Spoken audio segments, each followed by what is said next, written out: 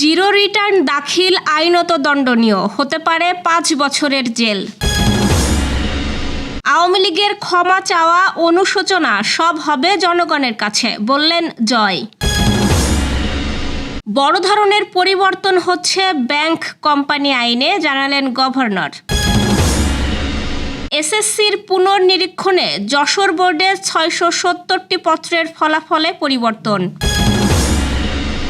দাম কমল 33টি অতি প্রয়োজনীয় ওষুধের।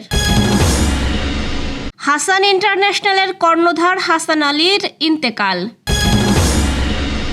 সাগরে লঘুচাপের আশঙ্কা, ঢাকাসহ 7 বিভাগে ঝড় ও বজ্রবৃষ্টির পূর্বাভাস। দর্শক, শুনছিলেন দিনের খবরের প্রধান প্রধান শিরোনাম, এবার বিস্তারিত। তার আগে আমাদের ইউটিউব চ্যানেল সাবস্ক্রাইব করুন এবং সব খবর পেতে ফেসবুক পেজ ফলো করে রাখার পাশাপাশি ওয়েবসাইট ভিজিট করুন। আয়কর রিটার্নে জিরো রিটার্ন নামে কোনো ব্যবস্থা নেই এবং শূন্য আয়ের তথ্য দিয়ে রিটার্ন দাখিল করা আইনত দণ্ডনীয় অপরাধ বলে জানিয়েছে জাতীয় রাজস্ব বোর্ড। এই ধরনের তথ্য উপাত্ত গোপন করলে সর্বোচ্চ 5 বছরের কারাদণ্ড হতে পারে। আজ এক প্রেস বিজ্ঞপ্তিতে এসব তথ্য জানিয়েছে এনবিআর। প্রেস বিজ্ঞপ্তিতে এনবিআর জানিয়েছে, সামাজিক যোগাযোগ মাধ্যমে জিরো রিটার্ন দাখিল বিষয়ক কতিপয় ভ্রান্ত ধারণাপ্রসূত পোস্ট জাতীয় রাজস্ব বোর্ডের নজরে এসেছে। সামাজিক যোগাযোগ মাধ্যমের এইসব পোস্টে রিটার্ন পূরণের সবকটি ঘরে শূন্য হিসেবে পূরণ করে রিটার্ন দাখিল করা যায় মর্মে ভ্রান্ত ধারণা প্রচার করা হচ্ছে। এসব ভ্রান্ত ধারণার বশবর্তী হয়ে কোনো করদাতা তাদের আয়কর রিটার্নে আয় ব্যয় সম্পদ দায়ের বিষয়ে অসত্য ঘোষণা প্রদান করে আসছেন মর্মে জানা যায়। এতে আরও বলা হয়েছে, করদাতাগণের অবগতির জন্য জানানো যাচ্ছে যে আয়কর আইন 2023 অনুসারে জিরো রিটার্ন নামে কোনো প্রকার রিটার্ন দাখিলের বিধান নেই। আয়কর আইন অনুসারে একজন করদাতাকে তার প্রকৃত আয় ব্যয় সম্পদ ও দায় অবশ্যই সঠিকভাবে আয়কর রিটার্নে প্রদর্শন করতে হবে। করদাতার প্রকৃত আয় ব্যয় সম্পদ ও দায় প্রদর্শন না করে এর কোনো একটি শূন্য অথবা সবগুলো তথ্য শূন্য হিসেবে প্রদর্শন করা সম্পূর্ণ বেআইনি এবং এটি একটি ফৌজদারি অপরাধ। এনবিআর জানিয়েছে, করযোগ্য আয় না থাকলেও প্রকৃত তথ্য প্রকাশ বাধ্যতামূলক। শূন্য আয় ব্যয় সম্পদ ও দায় দেখিয়ে রিটার্ন দাখিলের সুযোগ নেই। ক্ষমতাচ্যুত সাবেক প্রধানমন্ত্রী শেখ হাসিনার ছেলে সজীব ওয়াজেদ জয় বলেছেন, আওয়ামী লীগের যা কিছু ক্ষমা চাওয়া, অনুশোচনা সব জনগণের কাছে। আওয়ামী লীগ এগুলো জনগণের সাথে বোঝাপড়া করবে। কোনো এনজিও থেকে ধরে আনা কিছু লোকজন ক্ষমতা দখল করেছে, তাদের কাছে নয়। গতকাল শনিবার বাংলাদেশ সময় রাত 8টার দিকে ভেরিফাইড ফেসবুক পেজে জার্মান ভিত্তিক গণমাধ্যম ডয়েচে ভেলে প্রকাশিত প্রতিবেদন শেয়ার করে জয় এই মন্তব্য করেন। ফেসবুক পোস্টে তিনি আরও লেখেন, আওয়ামী লীগ জনগণের দল, মুক্তিযুদ্ধের নেতৃত্ব দানকারী দল। আওয়ামী লীগ জনগণের কাছে বারে বারে ফিরে যাবে। এর আগে ডয়েচে ভেলের প্রতিবেদনে আওয়ামী লীগ সরকারের প্রতিমন্ত্রী মোহাম্মদ আলী আরাফাতকে উদ্ধৃতি করে বলা হয়েছিল, 5 আগস্টকে ঘিরে যদি কোনো অনুশোচনা বা ক্ষমা চাওয়ার বিষয় থাকে তাহলে সেটা বাংলাদেশের জনগণের সঙ্গে বুঝবে আওয়ামী লীগ। যখন স্বাভাবিক রাজনৈতিক কার্যক্রম চালাতে পারবে তখনই বিবেচনা করা হবে। বাংলাদেশ ব্যাংকের governor doctor Ahsan S Mansur বলেছেন, আর্থিক খাতের সংস্কারে ব্যাংক কোম্পানি আইনকে ব্যাপকভাবে পরিবর্তন করা হচ্ছে। আজ রাজধানীর একটি হোটেলে অন্তর্বর্তীকালীন সরকারের বর্ষপূর্তি উপলক্ষে গবেষণা প্রতিষ্ঠান Centre for Policy Dialogue CPD আয়োজিত এক অনুষ্ঠানে তিনি একথা বলেন। গভর্নর বলেন, আর্থিক খাতকে রাজনীতির ঊর্ধ্বে রাখতে হবে। আগামীতে ব্যাংক খাতে দুর্বৃত্তায়ন ঠেকাতে বাংলাদেশ ব্যাংকের ক্ষমতা এবং জবাবদিহিতা নিশ্চিত করতে হবে। আর্থিক খাতের সংস্কারে ব্যাংক কোম্পানি আইনকে ব্যাপকভাবে পরিবর্তন করা হচ্ছে।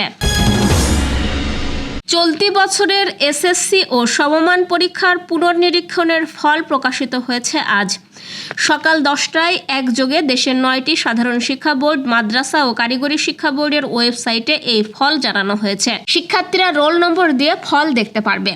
আন্তঃশিক্ষা বোর্ড সমন্বয় কমিটির সভাপতি এবং ঢাকা শিক্ষা বোর্ডের chairman professor doctor Khandaker Ehsanul কবিরের সই করা এক বিজ্ঞপ্তিতে বিষয়টি নিশ্চিত করা হয়েছে।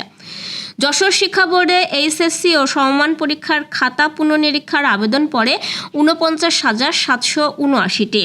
এর মধ্যে সবচেয়ে বেশি আবেদন পড়ে ইংরেজিতে। এই বিষয়ে আবেদন পড়ে ১৬,১২৮টি।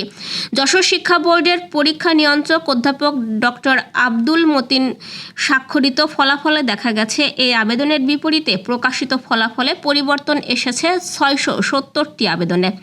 গত ১০ জুলাই এসএসসি পরীক্ষার ফলাফল প্রকাশিত হয়। সবশেষ এসএসসি পরীক্ষায় যশোর বোর্ড থেকে ১,৩৮,৮৫১ পরীক্ষার্থী অংশগ্রহণ করে। এর মধ্যে পাশ করে ১,০২,৩১৯ জন।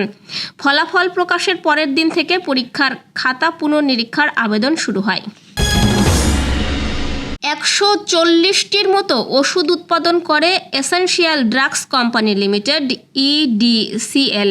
প্রতিষ্ঠানটির উৎপাদিত ৩৩টি অত্যাবশ্যকীয় ওষুধের দাম কমেছে। সর্বোচ্চ ৫০% পর্যন্ত মূল্য কমানো হয়েছে। তালিকায় অতি প্রয়োজনীয় অ্যান্টিবায়োটিক এবং নিউমোনিয়া, সর্দি জ্বর, উচ্চ রক্তচাপ, গ্যাস্ট্রিক আলসার, কৃমিনাশক, ব্যথানাশক, হাঁপানির ওষুধ ও ভিটামিন রয়েছে। প্রতিষ্ঠানটির উৎপাদন শাখা থেকে পাওয়া নথি বিশ্লেষণ করে এসব তথ্য জানা গেছে বলে বিভিন্ন গণমাধ্যম জানাচ্ছে। এছাড়াও আগামী সপ্তাহে আরও 5টি ওষুধের দাম কমানো হতে পারে বলেও আভাস দেওয়া হয়েছে।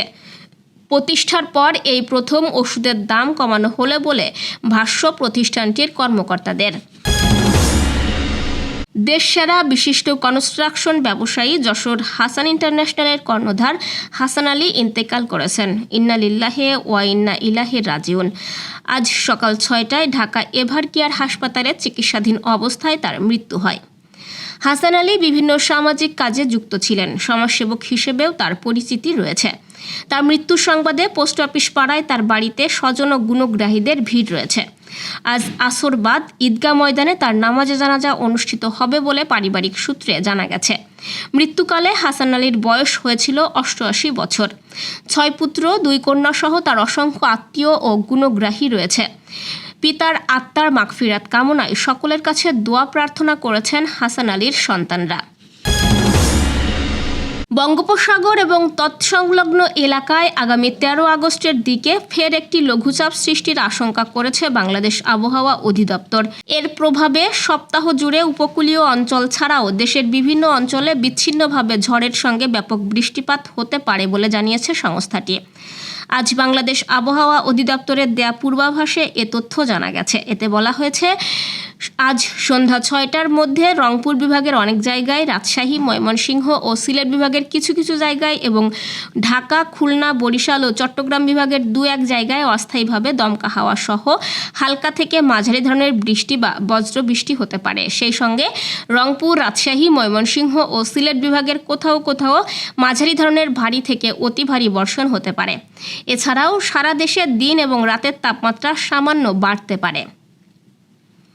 দর্শক, এই ছিল দুপুরের আয়োজন। রাতের খবর দেখার আমন্ত্রণ রইল। সেই সঙ্গে এতক্ষণ সাথে থাকার জন্য ধন্যবাদ।